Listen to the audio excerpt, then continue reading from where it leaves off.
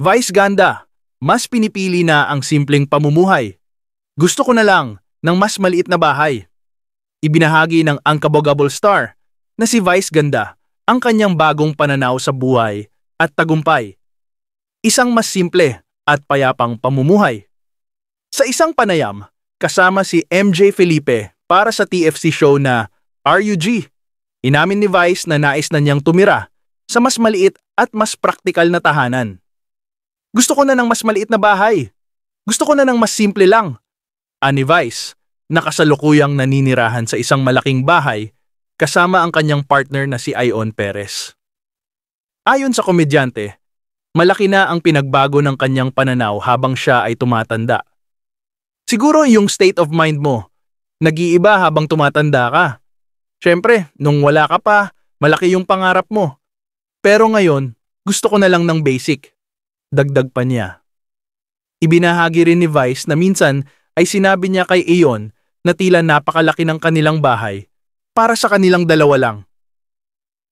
Napapagod ako. Dapat mas maliit na lang bahay natin para hindi tayo nagtataguan. Pabirong sabi niya. Hindi rin niya itinago ang hamon ng pagpapanatili ng malaking bahay. Magastos. Ang hirap niyang i-maintain. Kahit anong ganda ng bahay mo, may masisira at masisira. Hindi pala natatapos ang pagpapagawa. Ang tapat na pahayag na ito ni Vice ay umani ng papuri mula sa netizens na humanga sa kanyang pagiging grounded sa kabila ng kasikatan. Isang paalala na minsan, ang tunay na kaginhawaan ay nasa pagiging simple ng pamumuhay at hindi sa laki ng tahanan.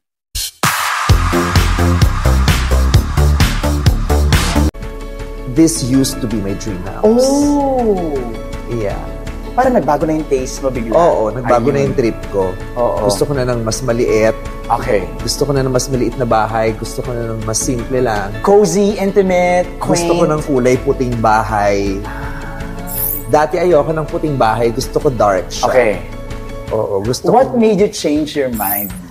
Siguro yung state of mind. Okay. State of mind, yung sensibilities mo nag-iiba habang tumatanda ka, di ba? Okay. Siyempre, nung walang-wala ka, ang dream mo malaking-malaki. Di ba?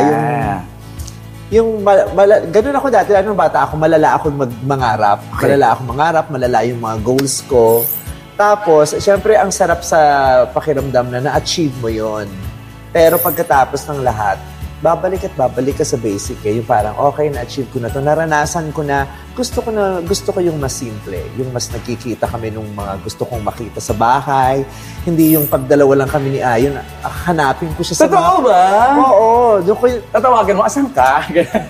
merong instance dito na dalawa lang kami natira kasi kasama ko yung mga best friends ko sa bahay. There was a time na umuwi sila sa mga bahay nila, may mangganap. Okay. Tapos parang yung mga kasambahay, may ganap din. So, dalawa lang kami. Tapos, una nanonood kami ni Ayon sa Den. Tapos, biglang, nag-CR ako. Dito ako, favorite CR ko kasi yan. Ito, okay. Parang pag dyan ako nag-CR, nakakapagpalaya ako ng mga dapat lumaya sa paborito ko yung CR. Okay. Pagbalik ko sa Den, wala na siya.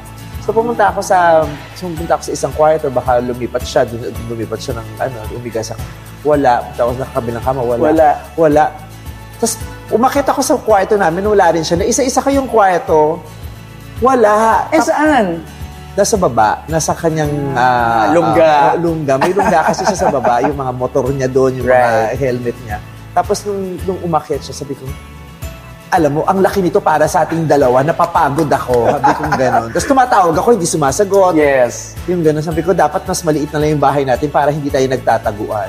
Ako agree. Gusto ko rin na medyo maliit lang. Parang hindi rin mahirap linisin. Oo. At saka magastos. Kuryente. Oo, ang hirap niyang i-maintain. Tapos ang dami mong... Siyempre, ang hirap mag-maintain ng bahay. Tama. Konting kibot, meron kang mapapansin, may sasablay. May dumi, may ganito. Oo, at saka yung mga tubo-tubo, may tutulo ng ganyan. Sabi ko nga, hindi na natapos yung lahat ng nagpagawa ng bahay, alam ko na naunawaan nila yun na hindi natatapos ang pagpapagawa. Sabi ko, kala ko dati lang yun nung putyo-putyo yung bahay namin. Pag umulan, may tutulo, may maglilik, may ganyan. Hindi pala, kahit parang feeling mo ang tinunong bahay mo, laging may nasisira, may maliit na aberya lagi. Oo. Di ba? How would you describe, ano ba yung paano yung bahay mo? Anong siya? Industrial? Industrial kasi to industrial. Tapos yung parang concept, yung parang wabi-sabi, yung parang the art of imperfection. So parang kaya pag nakita mo siya sa labas, para siyang hindi tapos, pero tapos siya. Tapos yung mga walls niya parang magaspang, pero it was designed to be like that. Yan yung bet ko actually. Parang semento lang. Yes. Na